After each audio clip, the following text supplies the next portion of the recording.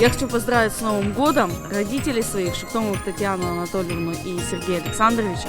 Пожелать им крепкого здоровья обязательно, стабильности, семейного благополучия и всего самого наилучшего, что они сами себе пожелают.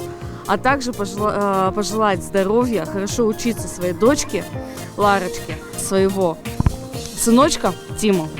И всех коллег, знакомых, их очень-очень много. Пожелать им творческих успехов, стабильности, хорошей заработной платы и всего самого наилучшего в следующем году.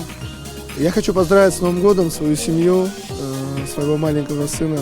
Я хочу также поздравить своих коллег по работе, друзей всех своих и, конечно же, свою команду, своих девчонок. С Новым годом вас!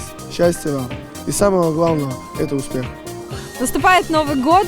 Это отличное время, я считаю, потому что это год обезьяны. Она любит куражиться, любит дурачиться. Она любит наряжаться и играть во всевозможные игры. Пусть игр будет больше в этом году, они пусть приносят только радость.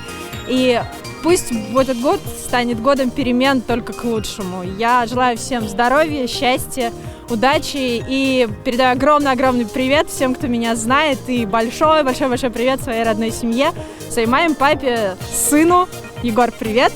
И всем своим коллегам, которых очень сильно люблю в обоих городах. И в городе Сыктывкаре, и в городе Краснодаре. Всем привет!